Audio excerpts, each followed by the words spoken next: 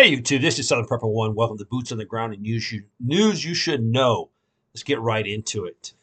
This came from a viewer. Said, today we had a taste of SHTF, and that was yesterday when I received it. We live in East Tennessee, and today the internet went down. When we checked our landline, it was down too, and our cell phones did not work. The electricity was still on, so my husband turned on a ham radio to see if anyone was talking about their services being out.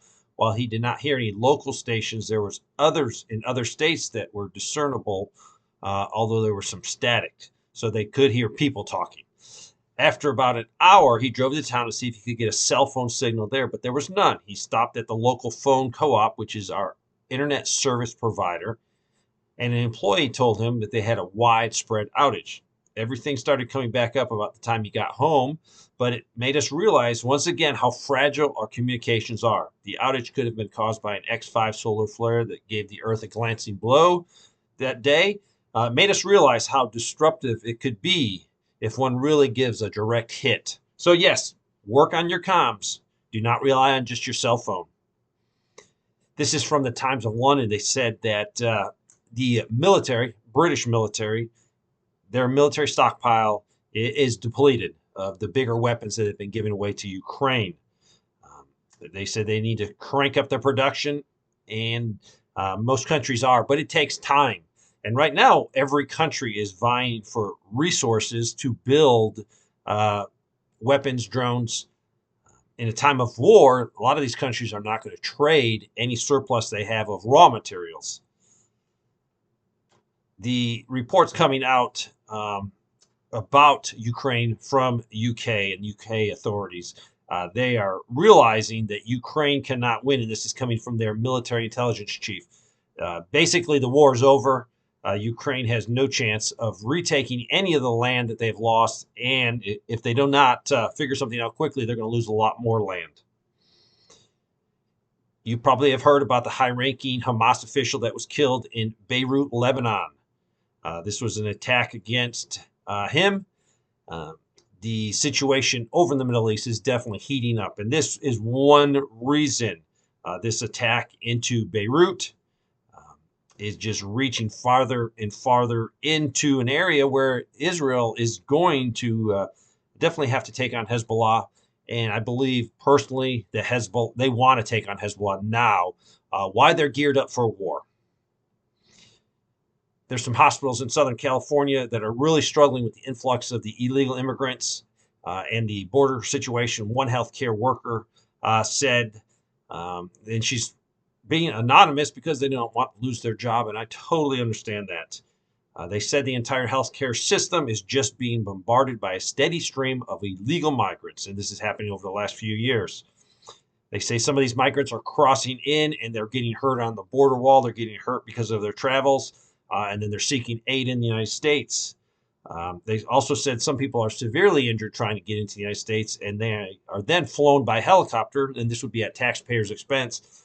And some of these costs are up to $30,000 just to fly a helicopter. So they're also complaining about some of the diseases that they're bringing in, tuberculosis. And when someone comes into the hospital with tuberculosis, they cannot release this patient. They have to stay in the hospital. They have to be treated so they're not released to infect more people. They also mentioned a bunch of other diseases, measles, sexually transmitted diseases, and a bunch more they're having to treat. Turkey has arrested, I think, 34 suspects in Turkey, and these are related to the Israeli spy, Mossad. So this is definitely, they're saying that these people were planning to cause problems inside of Turkey. Russia has been pounding Ukraine. Yesterday they launched over 100 missiles, and this is like a tit for tat. It's just escalating, and really the only people that are suffering are the civilians. A lot of people are being killed and injured on both sides, but it looks like that the Russians definitely have a larger supply of cruise missiles, a lot more weapon systems to fire into Ukraine. I saw a picture of the illegal immigrants, aliens that were lined up in New York City, and this is to get taxpayer-funded housing. Tens of thousands have flooded. And New York City is a sanctuary city. So because they're a sanctuary city, they guarantee housing for all of these people. Uh, the mayor of New York City said that about 50% of the city hotel rooms are now occupied by illegal migrants. And these bills are being paid by the city, and these hotels are charging them the full rate. Um, so it's a lot of tax money that's going to cover all this. If you've seen probably the biggest story of the day, it is the attack on Iran. Um, it was a blast. It looks like there's two blasts, but it was at a celebration of an Iranian general that was actually killed in a U.S. airstrike in 2020. Uh, the numbers keep climbing. The latest numbers are 103 people, I think, killed, 141 wounded, but that's going to climb even further. The Iran has called this a terrorist attack. Um, People are assuming it was Israel, but only time will tell. But this is definitely probably the biggest story. This will heat up the Middle East. Iran will want to retaliate for that. So we are moving closer and closer to a very large war in the Middle East. And the negative effect is it will pull the United States in, and it will also affect the price of oil. And it could hurt the United States severely if the price of oil goes up. I reported yesterday about the debt. The debt jumped again to $34 trillion. If you look at the numbers in the fiscal year of 2024, so that started a few months ago, we had to borrow $381 billion just for those few months. If you think back to January of 2000, that's 23 years ago, our debt was at 5.7 trillion. Move up 10 years, we jumped to 12.3 trillion. Move up another 10 years to 2020, it is 23.2 trillion. And now it is over $34 trillion. I have reported about the student loans. Some people are not paying them back, but they're saying 60% of the student loan borrowers made payments and 40% have not started back. So are these people just don't have the money? Are they just struggling to put food on the table, pay their rent?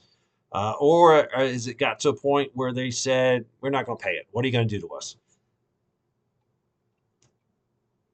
President Joe Biden, he signed the $5 billion deal, and it's a program to convert all of the school buses inside the United States from the diesel. I think 95% of all buses on the road for school buses are diesel, to convert them into electric fleets. The problem is, I think they've spent $1 billion out of this, that states have asked for assistance. But the problem is there's lack of chargers. The maintenance program is not really set for these. These mechanics are, they're trained to do diesel mechanics, not this alternate energy, electric. They said their repair parts are in jeopardy. They don't have enough of those. And they're also saying that the power grid is not set up in some areas to handle if all of the diesel buses went to electric. If you've been following Bitcoin, it has soared recently, went up to 45,000. Now, this is not an all-time high. The all-time high, I think, was 69,000, and that was set in November of 2021. But it is starting to come back. If you've listened to me anytime, I'm not a fan of Bitcoin. Bitcoin is a Ponzi scheme. You can make a ton of money if you time this market right. If you don't time this market right, you could be definitely financially destroyed. Global banks have been getting hit hard in 2023. Globally, I think there were 60,000 jobs that have been lost in the banking industry. And this is probably due to declining revenues. Also, with the treasury markets and some investments into the bonds, a lot of banks have been hurt. California is going to give in 2024 a lot more free health care to over 700,000 migrants living illegally into California. They're already facing a massive deficit in their state. I think it's at $68 billion deficit. So they're going to be adding a lot more people to free health care. these 700,000, and these would apply to the ages of 26 to 49. They've already provided free health care for people since, I think, 2019 that were under 26 years of age. So they're going to raise it up to include a lot more people. And this is definitely going to hurt legal residents of California.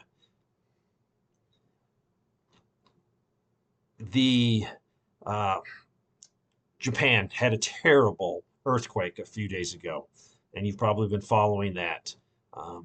It was a 7.6, and it's killed a lot of people. The result of that, there was an accident. The accident occurred when a large passenger plane was landing, and there was a Japanese Coast Guard aircraft, I guess, on the runway. Luckily, the Japanese plane, when it landed, burst into flames, but all 379 people on that airline were able to get out.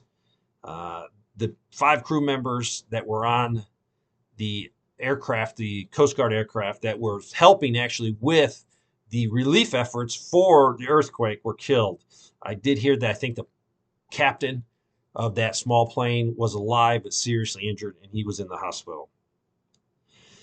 If you've been keeping up with China, China's been going through a little bit of economics problems, and their president gave his yearly address, New Year's Eve message, and he did bring up that a lot of people are suffering, a lot of people can't make their bills, a lot of people can't find jobs. So that is a big problem, because what happens in China definitely affects the whole world. He also brought up very pointedly the reunifying of Taiwan with the mainland China. So he's definitely wanting to push this forward. Hopefully this can be pushed forward if both sides want to, in a very peaceful method. And finally, if you remember, about a year ago, we had those Chinese balloons floating across the United States, and they were definitely spy balloons. Well, a few of them have now been spotted over Taiwan. I think there was a total of 4 that have been spotted flying over Taiwan. So this is a very cheap, effective way to gather intel.